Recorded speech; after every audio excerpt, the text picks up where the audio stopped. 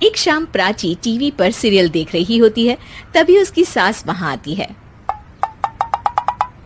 अरे सीरियल में तो ऐसे मग्न है जैसे आज रात का खाना पड़ोसी आकर बनाएंगे।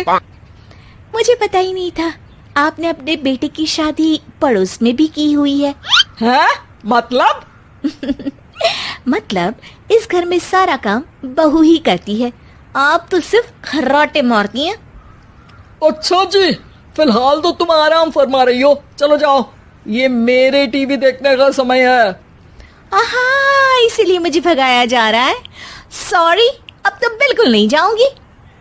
प्राची की इस बात पर दोनों सास बहू के बीच टीवी रिमोट के पीछे बच्चों जैसे छीना झपटी शुरू हो जाती है, जिसके बीच श्लोक भी काम से घर वापस आ जाता है। आज मेरी चूहे बिल्ली की जोड़ी किस बात पर झगड़ रही है? अरे तेरे बीवी मुझे टीवी ही नहीं देखने दे रही। अरे तुम्हारी मम्मी मुझे खाना बनाने के लिए फोर्स कर रही है।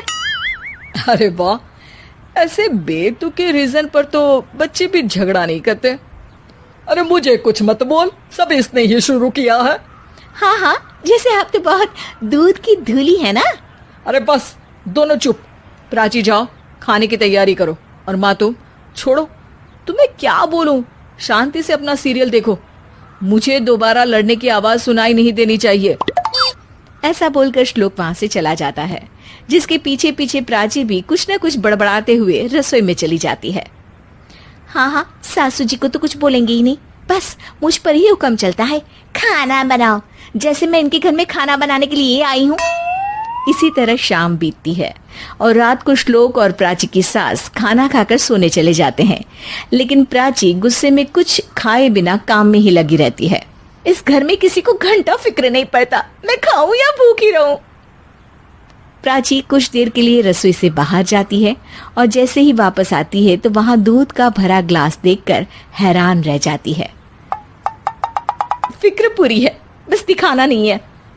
प्राची दूध पीकर सोने चली जाती है और अगली सुबह एक बार फिर सास बहू का कार्टून नेटवर्क स्टार्ट हो जाता है। ये तुमने ही किया है। अरे अजीब जबरदस्ती है, मैं बोल रही हूँ मैंने कुछ नहीं। दोनों ने मिलकर पूरे घर को पागल खाना बनाया हुआ है। यहाँ कोई नॉर्मल इंसान तो रह ही नहीं सकता, इसीलिए अब पड़ोसी क्या रिश्तेदार भी घर आने से कतराते हैं। और सुन बेटे, तू भी चंगा, तेरी माँ भी चंगी, तेरी बीवी भी चंगी, रिश्तेदार। हाँ जी, आपको नहीं पता क्या, गंगाधर ही शक्तिमान है, रिश्तेदार ही। हाँ हाँ, बस समझ गया। कभी जानवरों जैसे लड़ेंगी तो कभी जुगलबंदी करेंगी। भाई मैं आप दोनों के बीच में नहीं फंसना चाहता।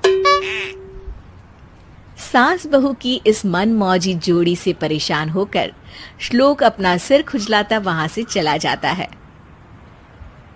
चलो अब मैं भी कीर्तन में जा रही हूँ। इस पर जैसे ही सास कमरे में अपना पर्स लेने जाती है तो वहां नाश्ते की प्लेट रखी देख मुस्कुराने लगती है और नाश्ता करके घर से बाहर निकलते हुए कुछ पैसे टेबल पर रख जाती है, जिसके कुछ देर बाद सिलेंडर वाला घर आता है। ओ मोरी मैया, मैं सिलेंडर के बारे में तो बिल्कुल भूल ही गई थी। घर खर्च के सारे पैसे भी मम्मी के पास है और श्लोक से बोला तो उल्टा 4 बात सुनाएंगे।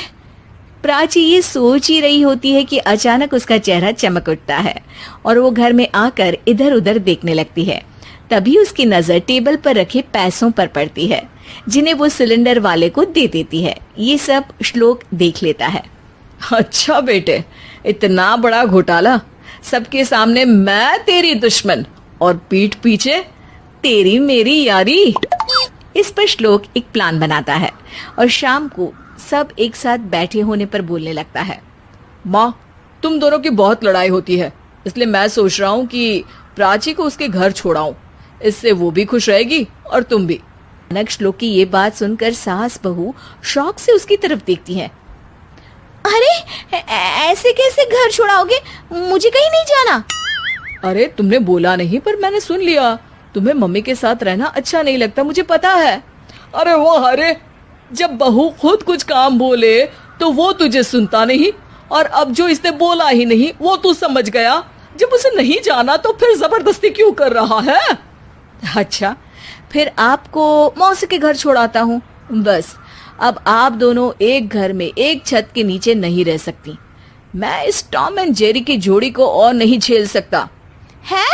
ऐसे कैसे नहीं रह सकते?